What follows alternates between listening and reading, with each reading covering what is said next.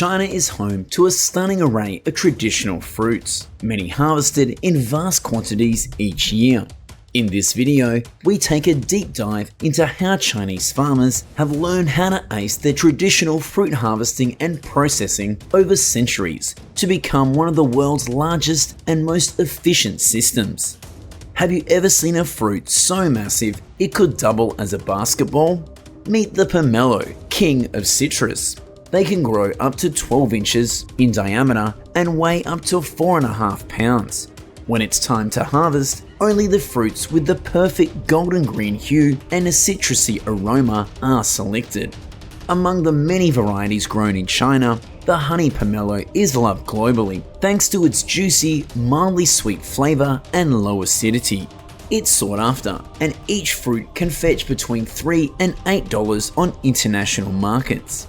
For over 2,000 years, these giants have also been associated with the Mid-Autumn Festival in China, where its round shape symbolizes family unity and reunion.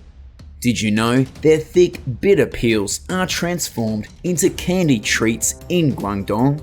Paired with tea, it's a local favorite. Annually, China produces over 4 million tons of pomelos, exporting them to over 50 countries. More than 40% of this supply comes from the lush, subtropical orchards of Fujian and Guangdong. In the Tang Dynasty, Emperor Xuanzong and his beloved consort Yang Guifei were so obsessed with this fruit that they demanded it to be delivered overnight. Over 2,000 years have passed, and the trees that produce the lychee that the royal families used to eat are still standing strong in a small village in Guangdong. Farmers handpick them in clusters at midnight or early morning to keep them nice and fresh. The highest branches can grow up to 40 feet or 12 meters tall. A skilled picker can gather up to 100 pounds or 45 kilograms of lychees daily. Today, China is the largest producer of lychees globally, harvesting 3.1 million tons annually, with its sweet bounty primarily grown in Guangdong, Guangxi, and Fujian provinces. The most coveted variety is the Feijiao, selling up for $2.50 per pound locally and even more abroad. These lychee lose quality rapidly, often within 48 hours, so the fruit is flash chilled to 32 degrees Fahrenheit or 0 degrees Celsius and sealed in a vacuum sealed lock to seal in the freshness. During peak season, exports exceed 80,000 tons annually, primarily to Southeast Asia, Europe, and North America. Beyond fresh consumption, lychee is dried into lychee nuts, a chewy, caramel-flavored delicacy. The drying process involves sun-drying the fruit for 3 to 4 days, followed by gentle roasting over charcoal.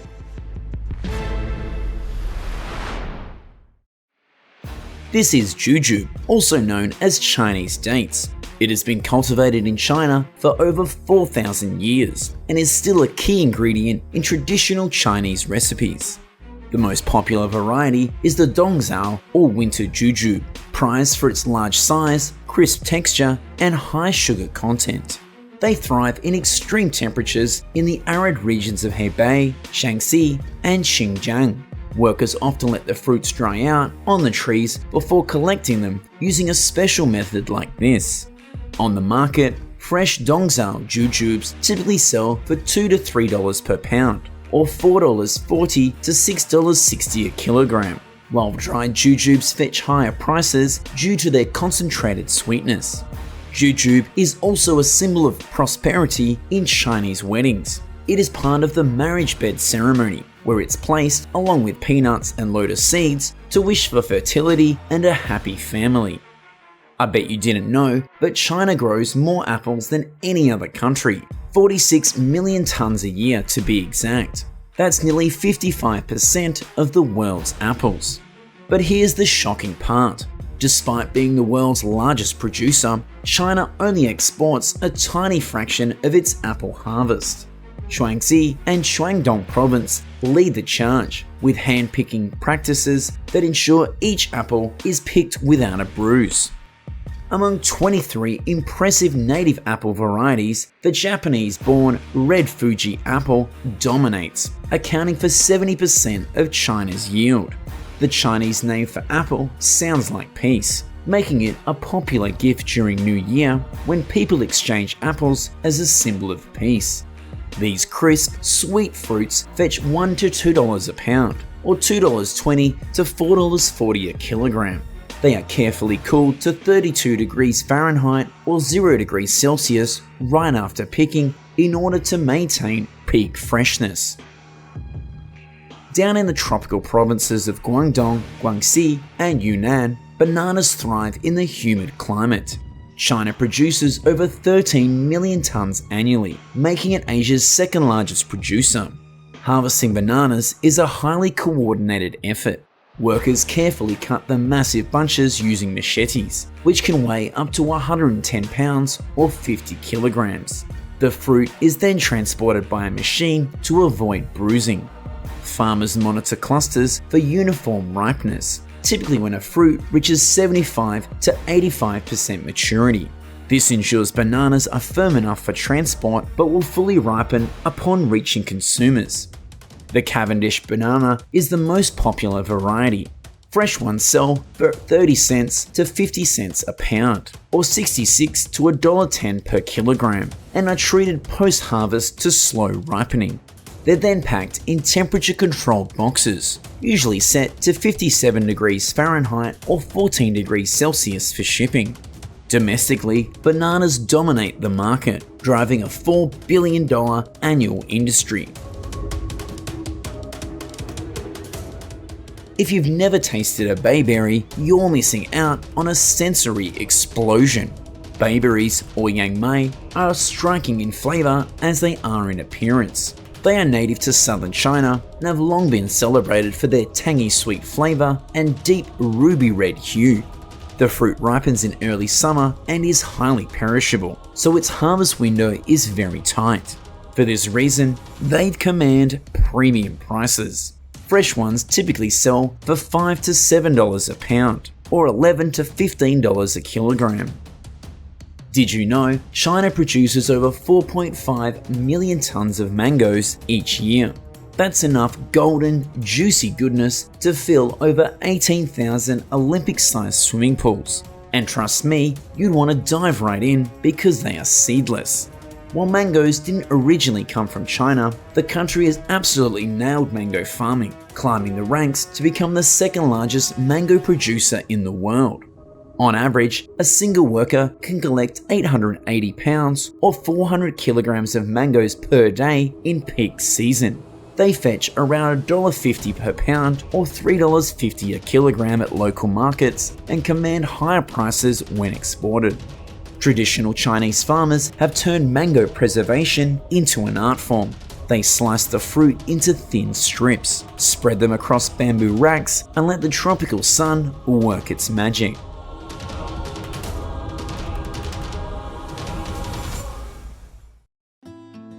Did you know that McDonald's serves nearly 9 million pounds of hot crunchy fries across its US restaurants daily? That's enough to fill 30 Olympic-sized swimming pools. But how do they do it? McDonald's relies on a vast network of farms, many located in regions like Idaho, Washington, and Oregon.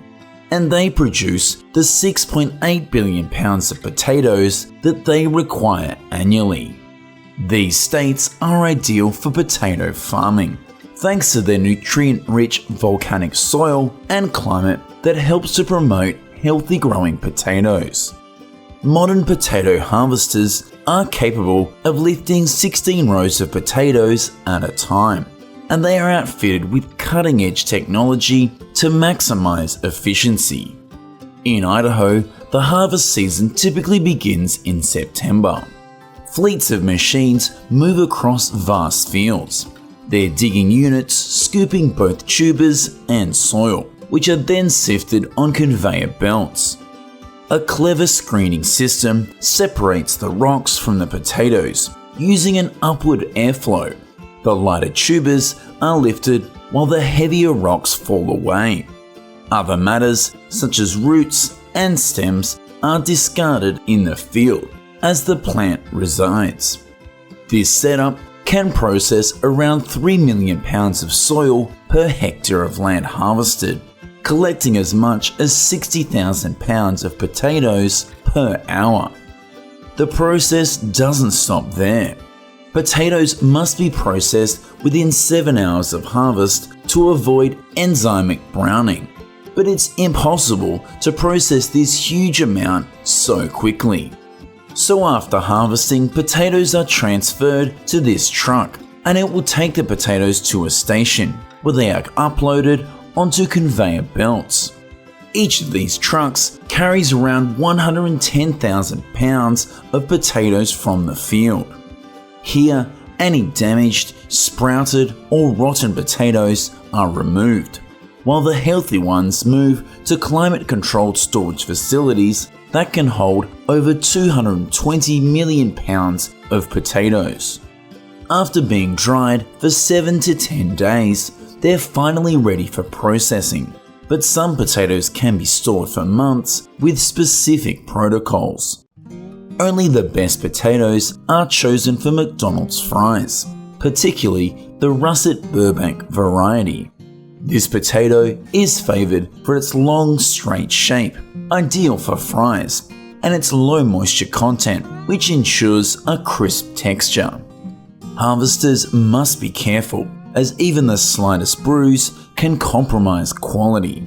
That's why only 70% of harvested potatoes are selected for processing, while the rest might go to animal feed or other potato-based products.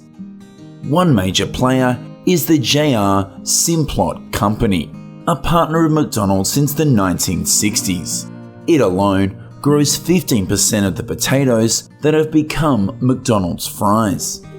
These whole, fresh from the ground potatoes form the foundation of McDonald's fries, debunking long-held myths about the use of potato goo in their production. In fact, McDonald's has been so committed to using non-GMO products that they reject the innate potato engineered by Simplot to bruise less and release fewer harmful components during frying.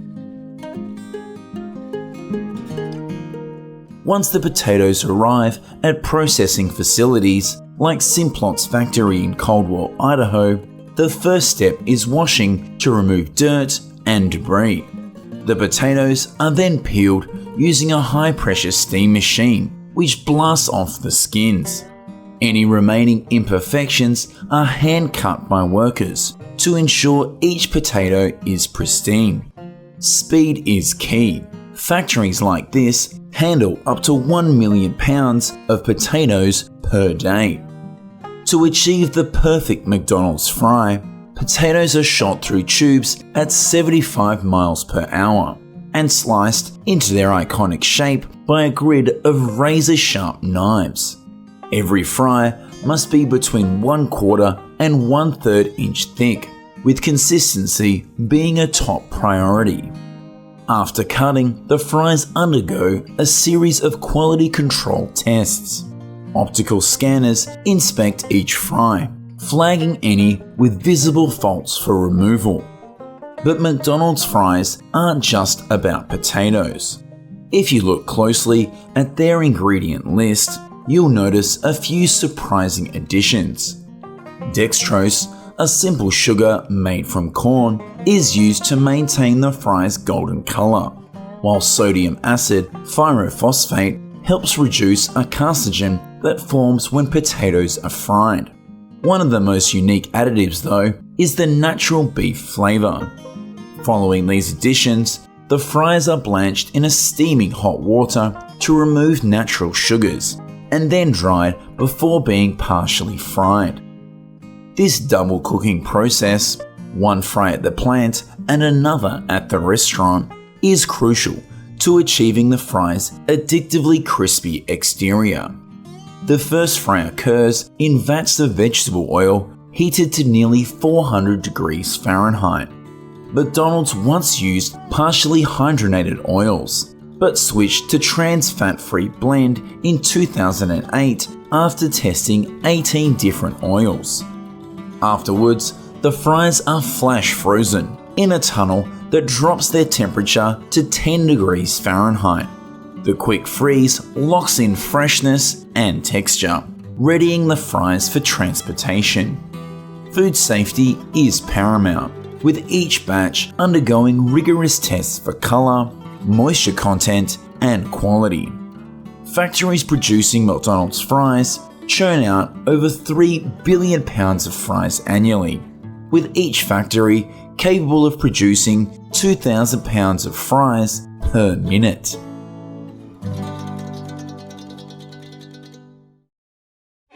Once processed, the frozen fries are distributed through a sophisticated logistics network, reaching McDonald's 14,000 US restaurants.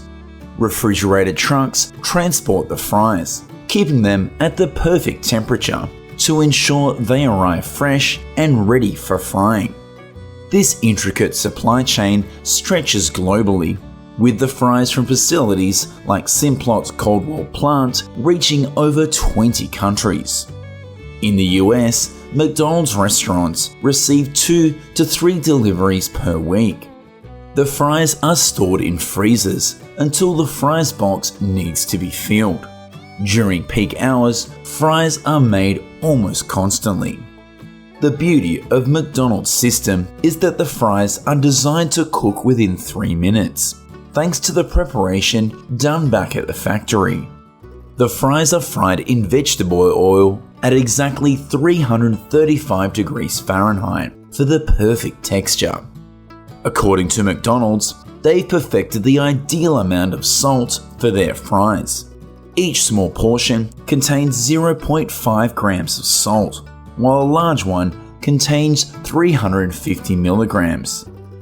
While the fries are popular, they don't sit around for long. McDonald's Canada revealed that the fries stay in the heat tray for a maximum of 7 minutes before being discarded, ensuring customers always get fresh fries.